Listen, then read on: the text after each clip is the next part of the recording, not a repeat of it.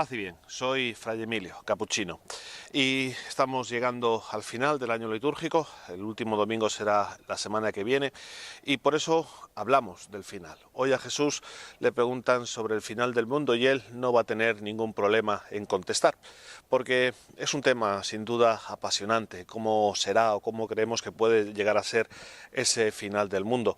Hay teorías para todos los gustos, porque a lo largo de toda la historia es un tema que aparece de forma reiterada. Ahora aparece otra vez, se ha puesto de moda con la elección del presidente Trump, pero bueno, no es una novedad ni será la última vez. En la época de Jesús, por ejemplo, se hablaba mucho del tema con un género literario que es la apocalíptica. Y no es exclusivo en nuestro Apocalipsis, aunque le dé el nombre. Jesús es apocalíptico, pero también hay otros textos judíos que son apocalípticos. Los romanos tenían sus propios textos apocalípticos, los griegos también. Es decir, era algo que estaba muy de moda en la época de Jesús. Y a lo largo de la historia ha ido apareciendo en diversos momentos, ¿no? La caída del Imperio Romano es otro momento en el que aparecen en torno al año 1000, antes y después, con los cátaros y los albigenses, con esos perfectos 1200, 1800, 1900, el año 2000. Son momentos en los que van apareciendo personas que hablan del fin del mundo, ¿no? Hay un grupo pseudo-cristiano que me parece que son 14 veces lo que ha anunciado en los últimos 100 años que se acababa el mundo, ¿no? Entonces, está ahí, es un tema presente porque sin duda es un tema interesante y que esperamos.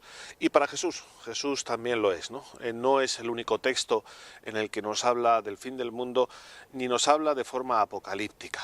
Y es curioso, la apocalíptica cristiana tiene algo que le hace ser diferente al resto de las formas de escribir sobre el fin del mundo. Porque sin duda Jesús usó la apocalíptica. Los 4 evangelios nos hablan de esa manera. Tienen momentos en los que Jesús se expresa de esa forma que era la habitual en su época. Nos habla del fin del mundo, de la destrucción, la apocalíptica nos habla de los monstruos primordiales, de ángeles, de demonios, todo un género, toda una forma de hablar y de explicar cómo se veía algo que no se sabe cómo va a ser. Y Jesús también nos habla, pero como digo, hay una diferencia fundamental en Jesús, y es que Jesús no tiene ningún problema en afirmar que va a haber problemas, que va a haber guerras, que va a haber epidemias.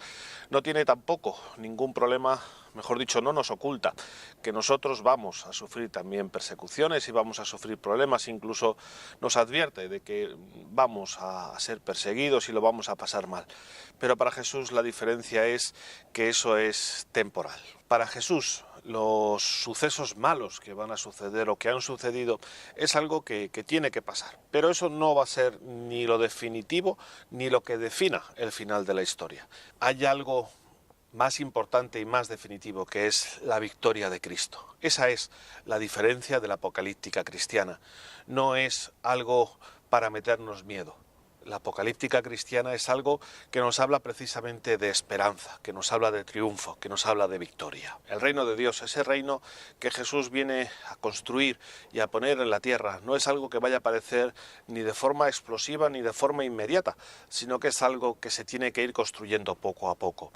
Por eso es normal que en sus fronteras vaya a haber problemas. Sería iluso pensar que no va a haber problemas, pero eso no es, como digo, lo más importante. Lo más importante es que podemos esperar, podemos mantener siempre la esperanza, porque Cristo va a estar siempre cerca de nosotros, en nuestros problemas, en la persecución. Cuando todo falle, incluso lo más próximo, Él va a estar a nuestro lado. Por eso siempre podemos pensar y esperar y luchar por el triunfo final, por la victoria, por el reino de Dios, a pesar de que parezca que las cosas van mal o que son complicadas o que esto se acaba. Y eso hay que traducirlo a nuestra vida diaria. No es algo solo que podamos tenerlo en la mente como una teoría bonita. Esa victoria final del reino de Dios es algo que tenemos que vivir en nuestra vida diaria. Por eso yo creo que lo primero es que no tenemos que tenerle miedo a la vida. Hay que vivir. Va a haber problemas, va a haber sombras, va a haber persecución, va a haber mártires, pero también sigue habiendo esperanza, sigue habiendo motivos para luchar, sigue habiendo motivos para construir el reino, sigue habiendo motivos para esperar el abrazo una caricia, un buenos días, una sonrisa que demos o que recibamos, ya son motivos para que podamos seguir luchando un día más y podamos seguir construyendo con nuestras acciones, con nuestras decisiones, con nuestro empeño diario el reino de Dios. Pero es bueno que aceptemos esa recomendación que nos ha hecho San Pablo en la segunda lectura: trabajar con tranquilidad para ganarnos el pan.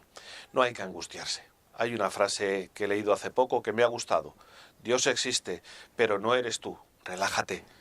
Podemos actuar con tranquilidad, podemos actuar desde lo pequeño, podemos actuar desde lo que es nuestra vida. No necesitamos complicarnos más la vida, pero sí tenemos que comprometernos por la vida, tenemos que comprometernos por el reino. Es la única manera que tenemos de mantener viva la esperanza y al mismo tiempo ser los que podemos mantener la esperanza viva en otros hombres, para que ellos también puedan darse cuenta de que a pesar de todo pueden luchar, pueden construir algo mejor para sí y para los demás. Paz y bien.